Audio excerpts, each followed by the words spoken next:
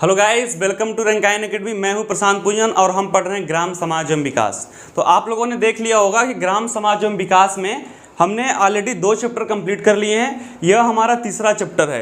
ये ग्रामीण समाज में भूमि सुधार का महत्व।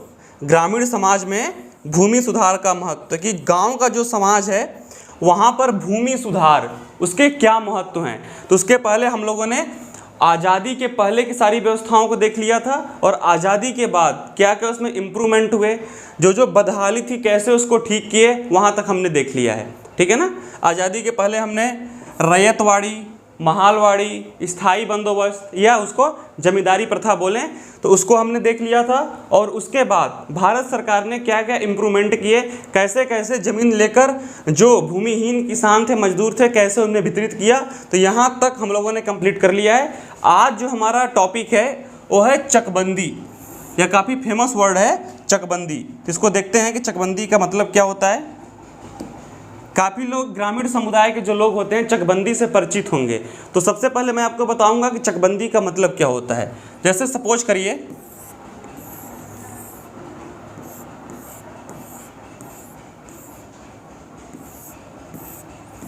ये एक गांव है, ठीक है ना। एक गांव का एक क्षेत्र है, यहाँ पर ये सब जमीन के प्लॉट हैं। सपोज करिए अब हैं ए और बी और सी, 3 किसान है गांव में। अब ए की कुछ ज़मीन का जो पार्ट है वो यहाँ पर है, कुछ जैसे ए, और यहाँ पर है और यहाँ पर है।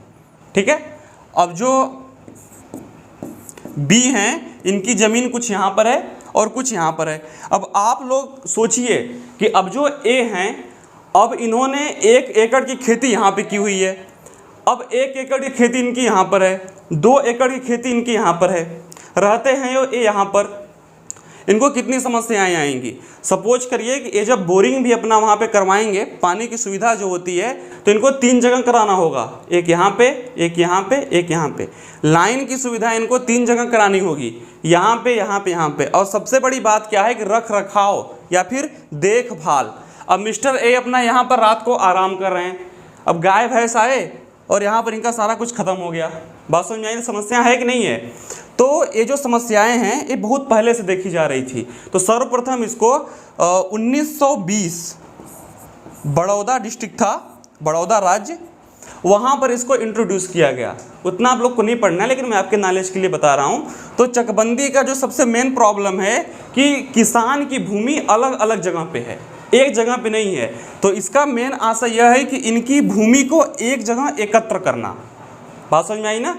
कि सपोज करिए कि बी की सी की ज़मीन यहाँ पर है, यहाँ पर है और यहाँ पर है।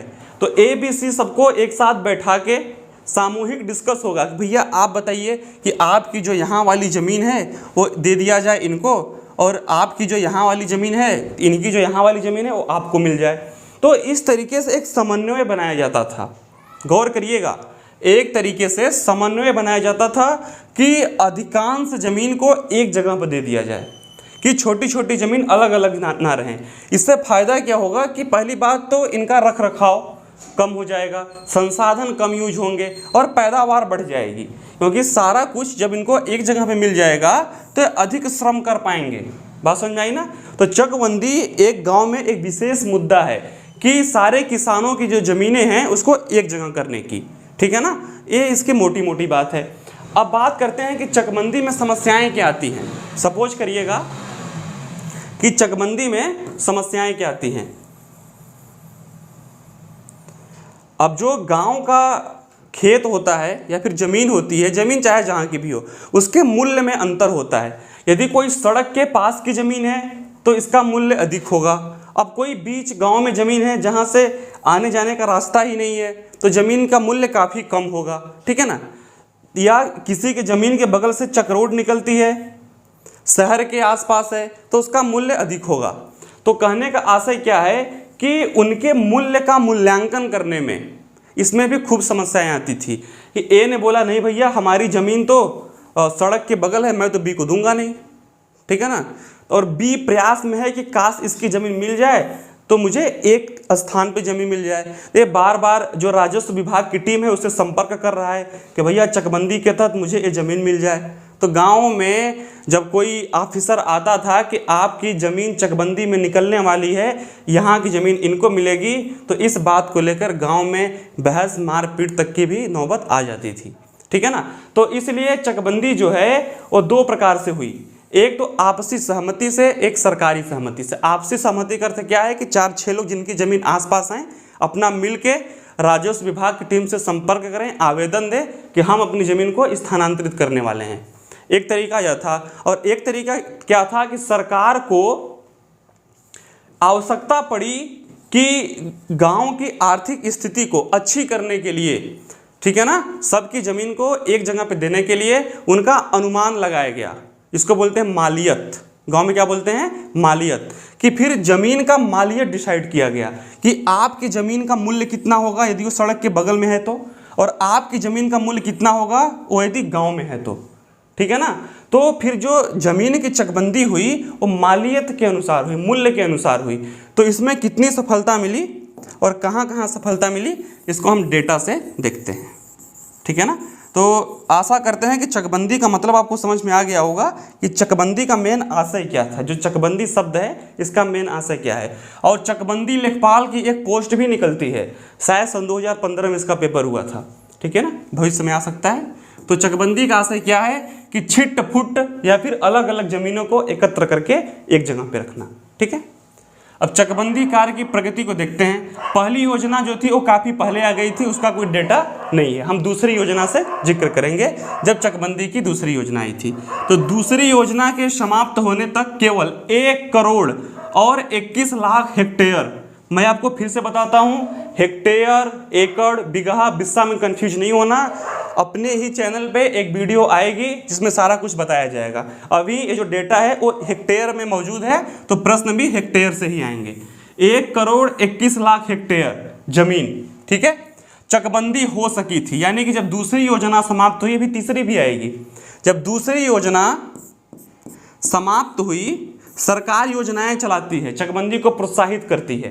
ठीक है ना। तो जब पहली योजना गवर्नमेंट की खत्म हुई तब 1 करोड़ 21 लाख हेक्टेयर भूमि पर चकबंदी हो सकी। कहने का आशय क्या है कि जैसे सपोज करिए कि एक जिला में 10,000 हेक्टेयर ज़मीन है, एक जिला में 10,000 हेक्टेयर ज़मीन है, तब 10,000 हेक्टेयर ज़मीन पे चकबंदी हुई। यानी कि 10,000 हेक्टेयर के क्षेत्र में जो जो किसान आते थे उनकी ज़मीनों को एक जगह पे किया गया। यह जो कार्य था दूसरी योजना के बाद 1 करोड़ 21 लाख हेक्टेयर पर इसका अंत हुआ, यानी कि यहाँ तक कार्य हुआ। अब बात करते हैं तीसरी योजना की। ऐसे प्रश्न आते हैं कि दूसरी योजना के अंतर्गत कितने हेक्टेयर ज़मीन पर चकबंदी हुआ था। तो याद रखिएगा 1 करोड़ 21 लाख हेक्टेयर भूमि पर। ठीक है। तीसरी योजना विधि में अतिरिक्त 1 करोड़ 20 लाख हेक्टेयर चकबंदी का कार्य पूर्ण हुआ, यानी कि दूसरी से 1 लाख हेक्टेयर कम हुआ। तो यह भी एक डेटा है, 1 करोड़ 21 लाख और 1 करोड़ 20 लाख हेक्टेयर जमीन पर चकबंदी का कार्य संपन्न हुआ दूसरी योजना और तीसरी योजना में। ठीक है। जो कुल कृषित भूमि का मात्र 1/3 है। तीसरी योजना भी समाप्त हो गई, लेकिन सिर्फ 33.33%, यानी कि 1/3 भाग पर ही चकबंदी का कार्य हो पाया। जैसा कि मैंने आपको पहले भी बताया, खूब सारी परेशानियां आती हैं। लोग ऐसा सोचते हैं कि मेरे परदादा जी यहाँ पर रहते थे, मेरे दादाजी फिर यहाँ पे आ गए, तो इस ज़मीन से मेरा ज़मीनी जुड़ाव जुड़ा हुआ है, मेरा स्वाभिमान जुड़ा हुआ है, मैं फलाने मिस्टर बी को अपनी ये ज़मीन दूंगा नहीं, मेरे दादा यहाँ पर थे रहते। तो ऐसी कुछ इमोशनल बातें, कुछ आर्थिक बातें कि जो यहाँ की ज़मीन है सरकार द्वारा प्रस्तावित है कि एक हाईवे जाएगी यहाँ से, तो भविष्य में इसकी कीमत बहुत ज़्यादा बढ़ने वाली है। ठीक है ना, इसलिए मैं इनको दूंगा नहीं, मेरा ज़मीन वही ठीक है जहाँ पर है। कुछ लोग की समस्या थी कि वहाँ वाला जो मेरा खेत है ना वो बहुत ज़्यादा उपजाऊ है, और इनका जो मुझे खेत मिल रहा है इसमें तो पैदावार ही नहीं होती। ठीक है ना। तो इस तरह की खूब सारी बातें आती थी, इसलिए चकबंदी जो है वो अधिक सफल नहीं हो पाई। तीसरी योजना के बावजूद भी सिर्फ 33.33% भूमि पर ही चकबंदी का कार्य संपन्न कराया जा सका है। ठीक है, आगे देखते हैं। ग्राम विकास मंत्रालय द्वारा अपनी वार्षिक रिपोर्ट, ग्राम विकास मंत्रालय जो है वो ग्रामीण समुदाय के लिए अपनी वार्षिक रिपोर्ट प्रकाशित करती है। पहली बार कब आई थी? सन 2001 और 2 में। ठीक है ना। 30 सितंबर सन 2001 तक 1633 लाख एकड़ भूमि पर जो है चकबंदी का कार्य संपन्न हो चुका है। तीसरा इंपॉर्टेंट क्वेश्चन, पहला यहाँ से इंपॉर्टेंट क्वेश्चन है। आज का जो हमारा टॉपिक है वो डेटा वाला ही सारा टॉपिक है। दूसरा क्वेश्चन यहाँ से इंपॉर्टेंट है और तीसरा क्वेश्चन यहाँ से कि ग्राम विकास मंत्रालय द्वारा जो चकबंदी के लिए रिपोर्ट आती है उसको ग्राम विकास मंत्रालय द्वारा प्रकाशित किया जाता है। ये थर्ड क्वेश्चन है। और चौथा जो आपका वार्षिक इंपॉर्टेंट क्वेश्चन है कि यह कब प्रकाशित हुआ था, यह कब प्रकाशित हुआ था। तो सन 2001 और 2 के मध्य में यह जो रिपोर्ट है वो प्रकाशित हुई थी, ठीक है ना। अब पांचवा क्वेश्चन कि सन 2001 तक 1633 लाख एकड़ भूमि की चकबंदी की गई। मैं आपको फिर से बताता हूं कि एकड़ और हेक्टेयर में अंतर होता है। अब वो क्या अंतर होता है मैं आपको अभी नहीं बताऊंगा। मैं हेक्टेयर, एकड़, बीघा, बिस्सा, ठीक है ना, जो भी कुछ होता है एक वीडियो में कंप्लीट आएगा वो, तो वहां से आप इसको पढ़ लीजिएगा। अभी सिर्फ आप इतना देखिए कि 1 करोड़ 21 लाख हेक्टेयर पे दूसरी योजना के बाद चकबंदी हुई थी। 1 करोड़ 20 लाख जो है वहां पे वो तीसरी योजना में हुई थी और 1633 लाख एकड़ पर सन 2001 की जो डेटा आई थी ग्राम विकास मंत्रालय द्वारा उतनी भूमि पर चकबंदी का कार्य संपन्न हो चुका था, ठीक है ना। तो 5 क्वेश्चन मैंने आपको वहां पे बताया, पांचों इंपॉर्टेंट है, इसको आप लोग नोट डाउन कर सकते हैं। अब बात करते हैं कि कौन कौन से ऐसे राज्य हैं कि जहां का डेटा मौजूद है कि वहां पर कितना चकबंदी हुआ था। जहां का डेटा आ गया है उस पर क्वेश्चन आ सकते हैं। इसमें केवल 2 राज्य, एक महाराष्ट्र और एक यहां पर उत्तर प्रदेश होगा, ठीक है ना। महाराष्ट्र में 527 लाख एकड़, कुल 32.2%। यदि मैं महाराष्ट्र का जिक्र करूं तो महाराष्ट्र में 527 लाख एकड़, योजना के बाद जो भी डेटा आए हैं वो एकड़ में आए हैं, ठीक है। 527 लाख एकड़ में चकबंदी का कार्य हुआ है महाराष्ट्र में और कुल भूमि का यह 32.2% है। यानी कि मैं यदि सरल भाषा में बोलूं तो महाराष्ट्र में सिर्फ 1/3 से 1% कम चकबंदी का कार्य संपन्न हुआ है और टोटल में भूमि की बात करूं तो 527 लाख एकड़, ठीक है। अब मैं उत्तर प्रदेश, यह जो डेटा है यह आपके लिए काफ़ी इंपॉर्टेंट है क्योंकि आपका जो लेखपाल का परीक्षा है वो उत्तर प्रदेश में होने वाला है और उत्तर प्रदेश के लिए ही होने वाला है, इसलिए जो यह डेटा है ज़्यादा इंपॉर्टेंट है, ठीक है। उत्तर प्रदेश द्वारा 482 लाख यानी कि 29.4% जो भूमि है अपने यूपी की उस पर चकबंदी का कार्य संपन्न हो चुका है। 482 लाख एकड़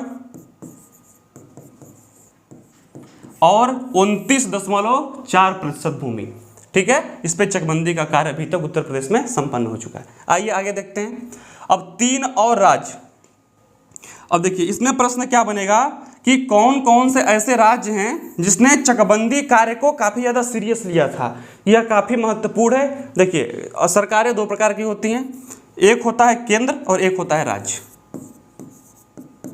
अब कुछ जो विषय होते हैं वो सिर्फ केंद्र के पास होते हैं और कुछ विषय जो होते हैं वो सिर्फ राज्य के पास होते हैं कि उस पर कार्य सिर्फ राज्य करेगा, ठीक है ना। जैसे मैं आपको बोलूं कि विदेश मंत्रालय, कि विदेश के साथ हमारे संबंध कैसे होंगे, इस पे फैसला सिर्फ केंद्र सरकार ही करती है, उस पर राज्य का कोई हस्तक्षेप नहीं होता, ठीक है ना। और कुछ विभाग ऐसे हैं जिस पे फैसला सिर्फ राज्य करती है। मैं बताऊं आपको कि जो शराब होता है यानी कि दारू, ठीक है ना, इसका जो दाम होगा, मूल्य होगा, वो कितना होगा, हमारे राज्य में शराब बिकेगा कि नहीं बिकेगा, जो इसका फैसला होगा वो राज्य के हाथ में आता है।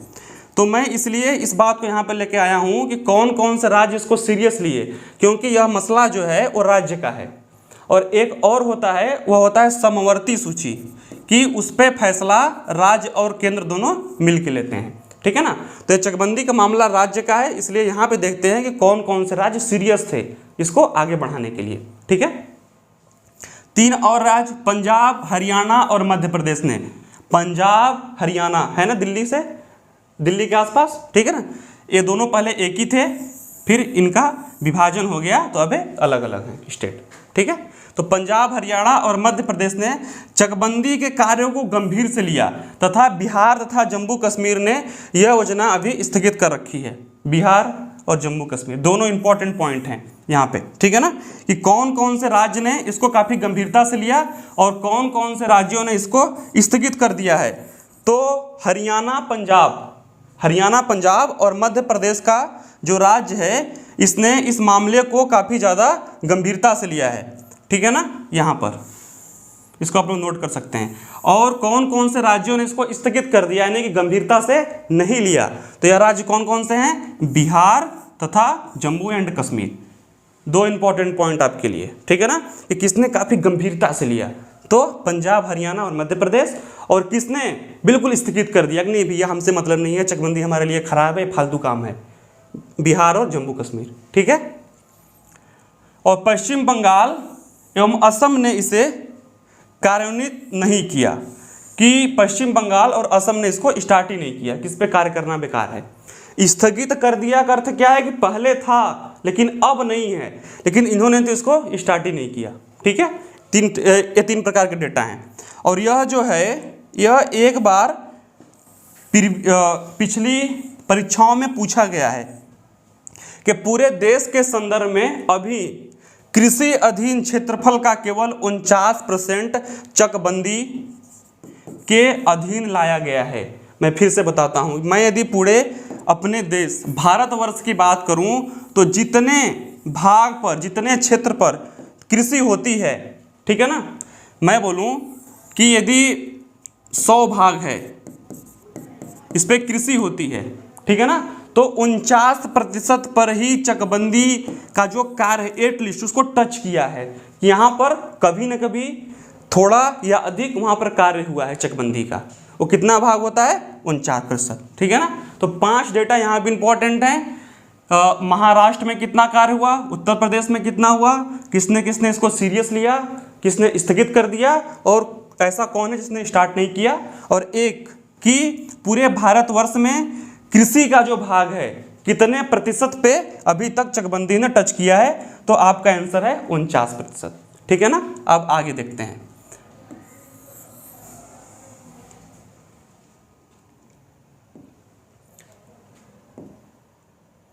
तो अभी तक आप लोगों ने चकबंदी के बारे में सारा कुछ देख लिया, लगभग 10 से 15 क्वेश्चन इनमें इंपॉर्टेंट है। तो मैं आपसे फिर से बोलूँगा कि प्लीज़ एक शॉर्ट नोट्स बनाइए और सारे जो भी यहाँ पे डेटा हैं और क्वेश्चन है उसको नोट डाउन कर लीजिए। अब बात करते हैं डिजिटल इंडिया भूमि अभिलेख आधुनिकीकरण कार्यक्रम, ठीक है ना। कुछ लोगों को पता होगा कि यदि आपके ज़मीन के बारे में कोई इन्फॉर्मेशन यदि आपको चाहिए, यदि आपको अपने ज़मीन के बारे में कोई इन्फॉर्मेशन चाहिए कि हमारे ज़मीन के बगल से कौन सी चक्रोड निकलती है, हमारे ज़मीन के बीच में कौन सी नाली आती है, ठीक है ना, किसका ज़मीन हमारे ज़मीन के बगल में है, ठीक है, कौन से ब्लॉक में हमारी ज़मीन आती है, ठीक है, उसका सारा कुछ ब्यौरा जो है वो राजस्व विभाग की साइट पे वो मिल जाएगा। तो इसी को बोलते हैं डिजिटल इंडिया भूमि अभिलेख आधुनिकीकरण कार्यक्रम, कि ज़मीन का सारा जो भी है डेटा उसको ऑनलाइन करना, डिजिटलाइज करना, ठीक है। कि खसरा गांव में एक बहुत बड़ी समस्या क्या है पता है आप लोग को, ज़मीन के मामले में मारपीट होना। ज़मीन के मामले में मारपीट होना ये बहुत ही सामान्य बात है गांव में। गांव का बच्चा 2 कार्य करता है, एक तो गवर्नमेंट एग्जाम की तैयारी करता है और दूसरा कोर्ट के चक्कर लगाता है, ठीक है ना। और कोर्ट के चक्कर में जैसे कोई आ गया आपके गांव का, और भैया अरे यार वो ज़मीन का मामला था, तो पिछले वर्ष मारपीट हो गया था, उसी का जमानत कराने हैं। ये बड़ा ही सामान्य सी बात है, बात समझ में आई ना। कोई मुद्दा हुआ, ये मेरी है, मेरे दादा यहाँ पर बैठते थे, तो मारपीट शुरू, बात समझ में आई। तो इससे निजात पाने के लिए जो सरकार ने डिजिटल इंडिया भूमि अभिलेख आधुनिकीकरण कार्यक्रम लाया है, यदि कहीं विवाद हुआ सर्च कर लीजिए, ये मेरा है भैया, नेट पे दिखा रहा है, ठीक है ना। तो थोड़ा सा हौसला बढ़ता है इनलीगल कामों में। तो आप लोग समझ गए होंगे कि डिजिटल कार्य का मतलब क्या हुआ, कि सभी रिकॉर्ड्स को डिजिटलाइज करना और उनमें एक नियमितता उसको देना कि लोगों में डिस्प्यूट कम हो। तो सबसे पहले क्या हुआ कि इस कार्यक्रम को 1 अप्रैल सन 2016 1 अप्रैल सन 2016 से पूर्णतः केंद्र सरकार द्वारा वित्त पोषित योजना के रूप में नवीकरण किया गया। एक शब्द है वित्त पोषित। वित्त का अर्थ होता है आर्थिक, पोषित का अर्थ होता है उसको देने वाला। मतलब कि केंद्र सरकार जो है, भारत की केंद्र सरकार जहाँ पर प्रधानमंत्री बैठते हैं, अब उनके द्वारा ही वित्त पोषित होगी। यानी कि केंद्र सरकार के द्वारा डिजिटल इंडिया भूमि अभिलेख आधुनिकीकरण कार्यक्रम चलाया जाएगा। जो भी खर्चे आएंगे उसको केंद्र सरकार देगी। ये कब से हुआ है? 1 अप्रैल सन 2015 से। ठीक है ना, ऐसे प्रश्न आ सकते हैं। अब क्रियान्वयन एवं उपलब्धियां। अब हम देखते हैं कि डिजिटल इंडिया प्रोग्राम तो चल गया, अब इसके फायदे क्या हुए इसके बारे में देखते हैं। यह संपत्ति पंजीकरण प्रक्रिया को पूर्ण रूप से कंप्यूटरीकृत करता है। यानी कि जो भी प्रॉपर्टी आपके पास है, आपका घर, आपकी ज़मीन, ठीक है ना, उसको पूर्ण रूप से कंप्यूटरीकृत यानी कि ऑनलाइन नेट पे आपको मिल जाएगा। ठीक है ना। यह देश के सभी राज्यों में अंतर प्रगति के साथ लागू किया जा रहा है। ऐसा नहीं है कि पश्चिम बंगाल, असम बोल दे मेरे यहाँ लागू नहीं होगा, ममता दीदी बोल दें, ऐसा नहीं है। ठीक है ना, ये हर राज्य में लागू होगा और इसको करना ही करना है। आगे आंकड़ों के अनुसार 2 राज्य कर्नाटक और उड़ीसा और 3 केंद्र शासित प्रदेश ने भूमि अभिलेखों का, देखिए ये काफ़ी इंपॉर्टेंट है, कर्नाटक और उड़ीसा ने अपनी राज्य के लोगों की जो भी प्रॉपर्टी हैं उसको 100% डिजिटलीकृत कर दिया है। यानी कि 100% कंप्यूटरीकरण उसका लक्ष्य हो गया है कंप्लीट। ठीक है ना। कौन कौन से ऐसे राज्य हैं ये प्रश्न आ सकता है। कर्नाटक और उड़ीसा ने इस कार्यक्रम के अंतर्गत, डिजिटल इंडिया भूमि अभिलेख के अंतर्गत अपने राज्य की सभी संपत्तियों को कंप्यूटरीकृत कर दिया है। ठीक है ना, ये सब इंफॉर्मेशन है, इसको देखना है। देश के 4 राज्यों ने अभी तक इस प्रक्रिया को शुरू भी नहीं किया है। लक्ष्य क्या है कि सभी स्टेट को करना है, लेकिन 4 ने भी स्टार्ट नहीं किया। ये भी आपके लिए ज़्यादा इंपॉर्टेंट नहीं है। जबकि अन्य राज्यों ने 80-90% जो आपके रिकॉर्ड हैं उसको कंप्यूटरीकृत कर दिया है। आप लेखपाल का पेपर देने जा रहे हैं, ठीक है ना, और जो लेखपाल होते हैं उनका इन डेटा से काफ़ी ज़्यादा संबंध है।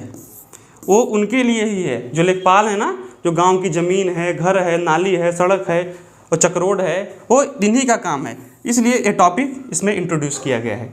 ठीक है, आगे देखते हैं। देश के राज्यों ने डिजिटल हस्ताक्षरित रिकॉर्ड RORS जारी करना शुरू कर दिया है, जो यह उल्लेख करता है कि ज़मीन का अधिकार भूमि मालिक द्वारा कैसे प्राप्त किया जाता है। अब यहाँ पर क्या है कि एक अवेयरनेस फैलाई जा रही है कि जो ज़मीन का राइट है, ठीक है ना, वो मालिक के द्वारा कैसे प्राप्त होता है।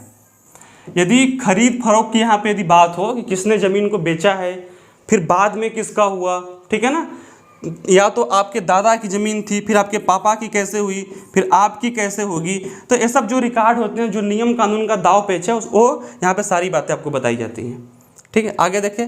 राज्य ने RORS को कैडेस्ट्रल मैप से क्षेत्र का रिकॉर्ड, स्वामित्व और ज़मीन के मूल्य से जोड़ना शुरू कर दिया।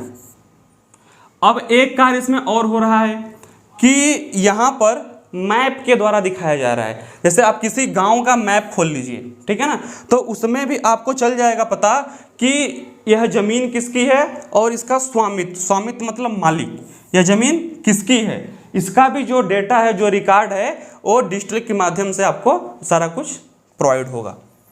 ऐसी सरकार की योजना है। ठीक है, आइए आगे देखते हैं। गोवा, उड़ीसा और त्रिपुरा ने इस प्रक्रिया को पूरा कर लिया है। यानी कि मैपिंग के द्वारा स्वामी और उसकी संपत्ति को दिखाने का जो कार्य है वो 3 राज्य ने कंप्लीट कर लिया है, गोवा, उड़ीसा और त्रिपुरा।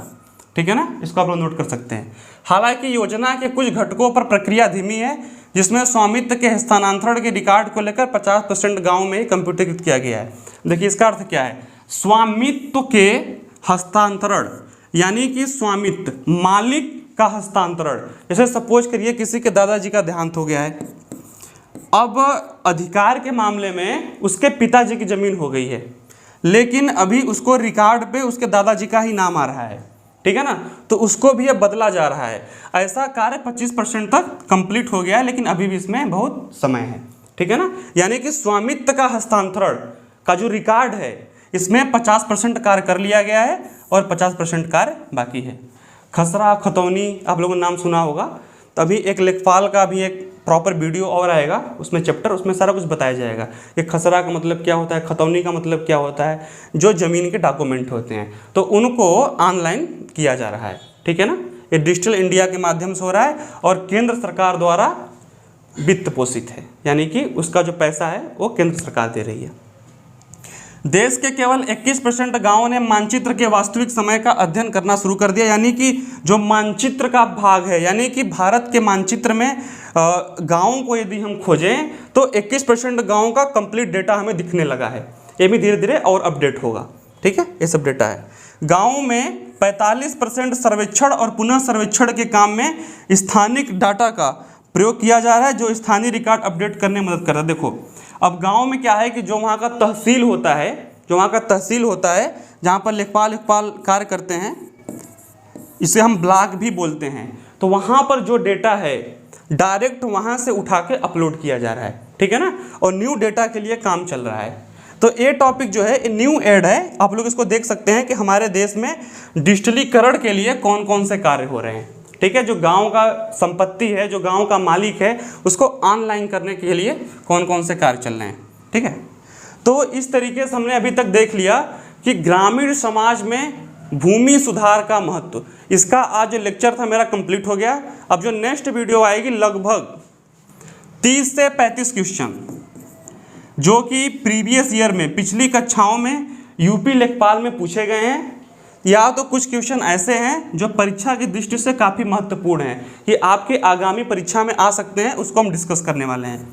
तो मेरा फिर से आपसे निवेदन है कि जो बच्चे रैंकाइन एकेडमी को फॉलो नहीं किए प्लीज़ जाके कर लीजिए फॉलो। मिलते हैं नेक्स्ट वीडियो में, तब तक के लिए धन्यवाद।